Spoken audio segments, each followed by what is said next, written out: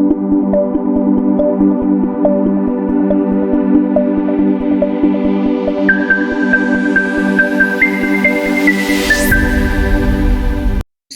is Dr. Pooja here with another video on environmental sciences. These are the contents of today's discussion, Unit 1, Lecture 4. So let's see the contents. These are kinds of natural resources, depletion of natural resources, and references. Let's come one by one. This is the continued part of the natural resources. Wind energy is there. We will discuss about wind energy. Wind energy is also a source of energy which we required in our daily life. Wind is allowed to rotate the blades of windmills, which rotates turbine to generate electricity. Students, as we know, Denmark was the first country to use the wind for generation of electricity. Students, wind से हम क्या करते हैं कि पहली बात तो wind हमारे लिए बहुत ही ज़रूरी है। हवा जिसको कहते हैं, हवा हमें सांस लेने की ज़रूरत होती है। हर चीज़ में हमें वायुमंडल से एयर की रिक्वायरमेंट है, विंड की रिक्वायरमेंट है। और साथ ही साथ हम एप्लीकेशन वे में भी विंड को यूज़ कर सकते हैं। इसमें बहुत ज़्यादा रिसोर्सेज अवेलेबल हैं, जैसे कि इलेक्ट्रिसिटी को जनरेट कर सकते हैं हम, और प्रोपेलिंग शिप्स के प्रोपेलर्स को मूव कराने के लिए, ड्राइविंग के लिए, विंड टर्बाइंस जो यूज़ होते हैं हमारे ग्रेन्स को ग्राइंड करने के लिए, and as a water pump में भी हम विंड का यूज़ करते हैं। Wind is available everywhere in our earth and we can use according to our need and application. These are the windmills. Now next is biomass. India is an agricultural based country. As we know, we are agricultural based country. Agriculture and dairy farming produced a large amount of biomass. Biomass बच्चों क्या होता है कि जब हम कोई compost बनाते हैं, कोई भी ऐसा सब्सटेंस जिसका डिग्रेडेशन हो गया हो और उससे जो मिलने वाली गैसेस हैं उसको हम यूज़ करके बायोमास एनर्जी के रूप में उसे हम यूटिलाइज़ करते हैं। ओके, जैसे कि इंडिया में हमारे यहाँ एग्रीकल्चरल वेस्टेज ज़्यादा है, क्योंकि we are agricultural based country. Agricultural waste ज़्यादा है। काऊ डंक है, जो हमारे गाय भैंस जो होती हैं उसमें जो किसी भी तरह का कोई भी उनका यूरिया मटेरियल है, जो डंक है, उसको हम यूज़ करते हैं। एनी डेड ऑर्गेनिक मैटर्स को, जो भी डेड ऑर्गेनिक मैटर्स है उसको यूज़ करते हैं। डेड प्लांट्स को यूज़ करते हैं। Animal parts are known as biomass. Means biomass में वो सभी कंटेंट्स जो भी ऑर्गेनिक मैटर में कन्वर्ट हो जाते हैं और उससे हमें energy resource as a gases form मिलता है। Example wood, leaf part and crop residue. These all are comes under biomass. This is the pictorial representation of the biomass. These are the resources of biomass: agriculture resource, urban resource and forest resources. From agriculture resources we get these type of things: constructions part and forest lands. Okay, इन सभी को एक साथ मर्ज करते हैं हम, तो क्या होता है कि हम उसे एज ए गैसेस फॉर्म में भी यूज़ कर सकते हैं। साथ ही साथ इसका अब हम इलेक्ट्रिसिटी पावर प्रोडक्शन भी कर सकते हैं, जो कि हम इलेक्ट्रिसिटी सप्लाई भी करते हैं। Okay, so these are the various biomass. Next one is non renewable energy resources. Non renewable energy resources में वो रिसोर्सेज आते हैं जो कि हमारी अर्थ में पाए जाते हैं और उसे हम बहुत ज़्यादा टाइम तक अगर यूज़ करते हैं, कंज्यूम करते हैं, तो वो डिप्लीशन में चले जाते हैं, वो रिमूवल में चले जाते हैं। Okay, so this type of energy resources are formed inside our earth crust. हमारी अर्थ में ये पाया जाता है resource. Okay, at a very high temperature, जहाँ पर हाई टेम्परेचर और प्रेशर ज़्यादा होता है और बहुत ही लॉन्ग टाइम तक इसको वहाँ पर रहना होता है। देन इसके बाद ये बनता है non renewable energy resource. Okay, they are present in limited amount in nature's reservoir. हमारे नेचर में ये एक लिमिटेड अमाउंट में प्रेजेंट होते हैं। एग्जाम्पल है जैसे कोयला, petroleum, natural gases, timber, nuclear fuels etcetera, and from the biomass fossil fuel and nuclear energy.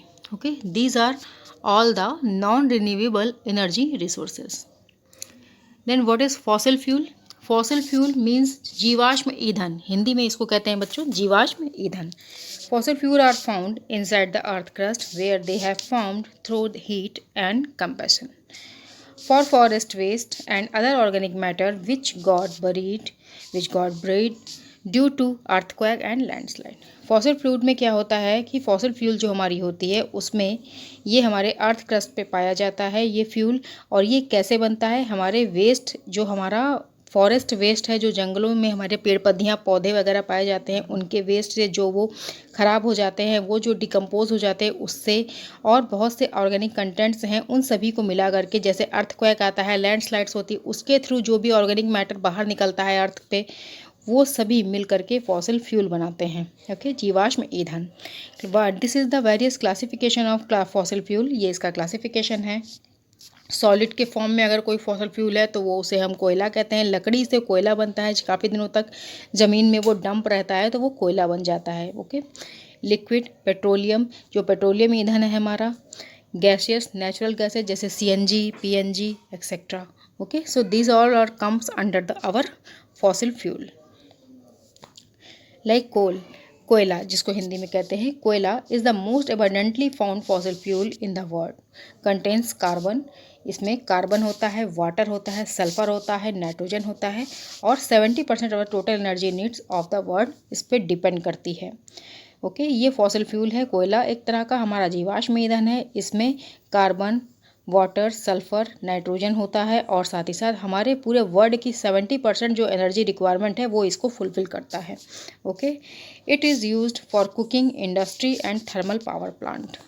भोजन बनाने में, खाने को बनाने में पहले यूज़ होता था, इंडस्ट्रीज़ में यूज़ होता है इसका, और साथ ही साथ थर्मल प्लांट जो पावर प्लांट्स होते हैं उसमें कोयले का यूज़ बहुत ज़्यादा होता है।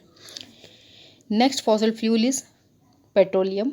पेट्रोलियम हमारा नेचुरल रिसोर्स है। नेचुरल कैसा रिसोर्स है, नॉन रिन्यूएबल एनर्जी रिसोर्स है। Petroleum is a natural underground fossil energy resource. It is formed due to decomposition of the micro plankton and deposits upon the seabeds, lakes, rivers for millions of years. The decomposition takes place by the action of bacteria under lack of oxygen and called crude oil. Okay, जो हमारे underground fossil energies हैं, resources हैं, वहाँ पर जहाँ कहीं पर reverse हैं, लैक्स हैं, वहाँ पर ये डंप हो जाते हैं ये गैसेस, और वहाँ पर जा कर के ये पेट्रोलियम प्रोडक्ट जनरेट कर देते हैं। Next is natural gas. As we know, we are using our PNG, CNG, LPG. It is a natural gas. It is a mixture of hydrocarbon trapped under the earth surface. ये hydrocarbon का mixture होता है, chlorine, propane, butane का mixture होता है, और जो कि हमारी अर्थ की सरफेस पर पाया जाता है। And it is mainly consisting of methane, propane and butane. This is the chemical formula for that. And natural gas can be used in 2 different forms. 2 different forms में यूज होती है, LPG, CNG, and this new one is PNG। Okay, nuclear energy, it is present as nuclear power. It is represented by the nuclear power. Nuclear energy का हम use कहाँ पर करते हैं, जहाँ पर हमें न्यूक्लियर पावर को जनरेट करना होता है, न्यूक्लियर पावर को यूटिलाइज करना होता है। It is highly developed alternative for energy production in place of coal. ये कोयले के को रिप्लेस करने का एक बहुत ही अच्छा हमारे पास रिसोर्स है, जो कि हम न्यूक्लियर एनर्जी रिसोर्स के फॉर्म में यूज़ कर सकते हैं। Nuclear energy can be divide into 2 process by 2 process, nuclear fission and nuclear fusion. इसे हम न्यूक्लियर फिजन और न्यूक्लियर फ्यूजन से हम न्यूक्लियर एनर्जी को जनरेट कर सकते हैं। What is nuclear fission?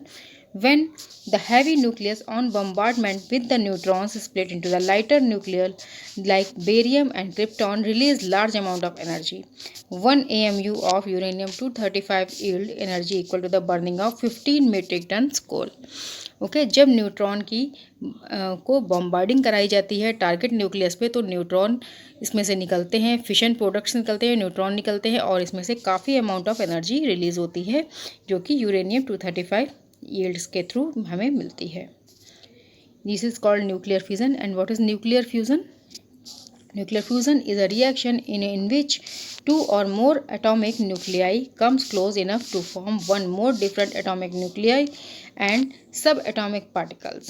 Okay, जब 2 या 2 से अधिक न्यूक्लियर कंपोनेंट्स आपस में, एटॉमिक न्यूक्लियर जब कंपोनेंट मिलते हैं, आपस में फ्यूज़ करते हैं, तो उसके फ्यूज़न से एक डिफरेंट एटॉमिक न्यूक्लियाई बनता है, और साथ ही साथ सब एटॉमिक न्यूक्लियाई भी बनता है जो कि जनरेट करता है एनर्जी, न्यूट्रॉन्स और प्रोटॉन, या तो न्यूट्रॉन्स या प्रोटॉन के फॉर्म में एनर्जी को जनरेट करता है। The difference in mass between product and reactant is manifested as a release of large amount of energy. Okay, ये है हमारा nuclear fusion.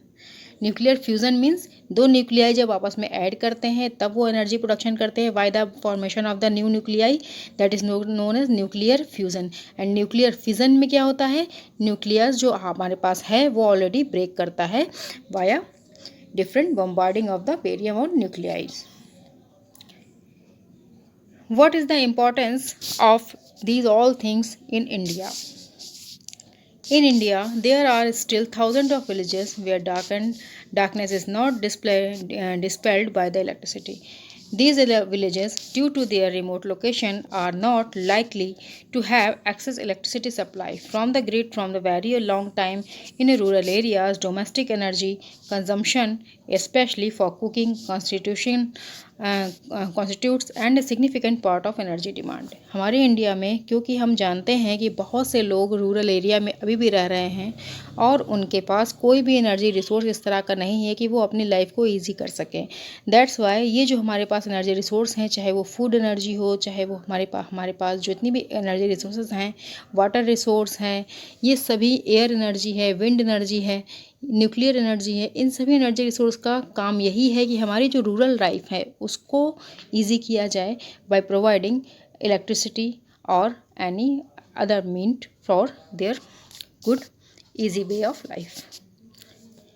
What is soil resource? Next one is soil resource. Communications, telephones, wires, cables, electronics devices are there. These all are comes under the soil resources. Medicinal system, particularly in Ayurveda system, depends on the soil resources. Agriculture is based on soil resources, and jewelry as well as gold, silver, platinum, diamond. These all are comes under land resources, and it is directly connected. These all things are directly connected with the soil or land resources. In the direct words, we can say natural resources in the form of arable land. Arable land from Latin arbalis, able to be plowed, is a land capable of being plowed and used to grow crops. Means soil energy, soil land क्या होता है कि ये जो हमारी land है, जिस धरती पर हम रह रहे हैं, वहाँ पर जो हमारी चीज़ें हैं उसको ग्रो कराना, ये हमारा मेन जो हमारा सॉयल रिसोर्सेज है उसका वर्क होता है। Land is amongst the most important natural resource. जो हमारी लैंड है, जो धरती है हमारी, वो हमारा सबसे अच्छा इम्पॉर्टेंट, बहुत ही महत्वपूर्ण नेचुरल रिसोर्स है जो कि हमें गॉड गिफ्ट में मिला हुआ है। It covers up only 29% of earth surface. जो सॉयल है वो अर्थ का 29% कवर करती है, and all parts of the land are not habitual. Okay, the uneven distribution of population in different parts of the world is mainly due to the varied characteristics of land and climate. जो भी हमारे पूरे world में जो population है वो इसी तरह से डिस्ट्रीब्यूट है जिस तरह से हमारे लैंड का कंपोजिशन है और क्लाइमेट का कंपोजिशन है, उसी के अकॉर्डिंग डिस्ट्रीब्यूट है हमारा पूरा world. Okay, the change in characteristics and the quality of soil which adversely affect it's fertility is called degradation. जब किसी भी तरह से सॉइल की फर्टिलिटी चेंज होती है या उसकी कोई एबिलिटी वर्क करने की चेंज होती है तो वो हम कह सकते हैं कि इसमें डिग्रेडेशन हो रहा है। इसकी जो मिनरल्स वगैरह हैं ये सभी जो डिग्रेड हो रहे हैं उसमें चेंज हो जाता है जब इसका characteristic, then so that we can say the soil is going to be depleted और in degradation mode. Land degradation means loss of natural fertility of the soil because of loss of nutrients. जब nutrients loss हो जाता है तो हम ये कहते हैं कि सॉइल की जो नेचुरल फर्टिलिटी है वो डिग्रेड हो गई है। Okay, pollution of the waste resources from the contamination of soil through which water sweeps into the ground and run off to the water bodies. Change in climate conditions because of the unbalance created in the environment. इसी तरह से climatic condition और जो water का disbalance है ये सभी भी सॉइल के कंटामिनेशन के लिए, डिप्लीशन के लिए, डिग्रेडेशन के लिए रिस्पॉन्सिबल हैं। These are the various cause of land degradation. Land degradation के ये various causes हैं। Deforestation, अगर land degradation या soil degradation होगा तो क्या क्या होगा? फॉरेस्ट का डिग्रेडेशन हो जाएगा, डिफॉरेस्टेशन जिसको कहते हैं, सॉइल इरोजन हो जाएगा, इंडस्ट्रियलाइजेशन हो जाएगा की वजह से होगा, साथ ही साथ unsustainable urban agricultural practice expansion हो जाएगा। अगर इस वजह से, ये सारे कॉजेज़ हैं जिसकी वजह से लैंड डिग्रेडेशन होता है। या तो अर्बन एग्रीकल्चरल प्रैक्टिसेस हैं वो ज़्यादा एक्सपैंड कर दिया जाए, इंडस्ट्रियलाइजेशन ज़्यादा हो जाए, माइनिंग्स का वर्क ज़्यादा हो गया जिसको खदान कहते हैं, वहाँ पर खुदाई वगैरह का काम ज़्यादा हो जाए सॉइल में, और इरोजन हो जाए बाय विंड और वाटर के थ्रू, या डिफॉरेस्टेशन हो जाए, तो हम ये कह सकते हैं कि लैंड डिग्रेडेशन के चांसेस होते हैं वहाँ पर। These are the various causes of soil erosion. Soil erosion के कई कारण है। सॉइल इरोजन क्या होता है? मिट्टी का इधर से उधर चले जाना with all the nutrients is known as soil erosion. This is happened mainly due to flood और बाढ़। रेनफॉल की वजह से, विंड हवा की वजह से, और बायोटिक फैक्टर्स की वजह से सॉइल इरोजन जनरली होता है। कंजर्वेशन ऑफ सॉइल इरोजन को रोकने के लिए हम क्या करते हैं? सबसे पहली बात तो ये है कि हमें सॉइल की फर्टिलिटी को मेंटेन करना होता है। मेंटेनेंस ऑफ फर्टिलिटी किस तरह से होती है? The fertility can be maintain by adding manure and fertilisers regularly as well as by the rotation of the crop. हम खाद डालें ज़मीन पर, जो हमारी फर्टाइल भूमि है, जो ज़मीन है वहाँ पर, उसके अलावा वहाँ पर रोटेशन में लगाएं क्रॉप्स को ताकि उसके न्यूट्रिएंट्स बचे रहें। और make compost from your kitchen waste and use it for your kitchen garden. हम अपने कंपोस्ट को, किचन के जो हमारे वेस्ट हैं उसको, सब्जियों वगैरह के जो छिलके हैं उसको हम किचन गार्डन के फॉर्म में यूज़ करें। फॉरेस्टेशन, फिर से प्लांटिंग करें। रिड्यूस सॉइल इरोजन को रोकने के लिए फॉरेस्ट को ज़्यादा से ज़्यादा लगाना चाहिए। Do not irrigate the plant using strong flow of water. किसी भी तरह से प्लांट्स को ज़्यादा फ्लो ऑफ वाटर से इरीगेट नहीं करना चाहिए, उसमें ज़्यादा पानी नहीं डालना चाहिए, अदरवाइज उसके न्यूट्रिएंट्स फ्लो कर जाते हैं। And better use sprinkling irrigation. Irrigation के लिए छिड़काव के फॉर्म में हमें पानी को या जो डिसइंफेक्टेंट्स हैं उसको यूज़ करना चाहिए। इस तरह से हम सॉइल की कंजर्वेशन को हम प्रोवोक कर सकते हैं। So these are the references regarding today's discussion. Thank you.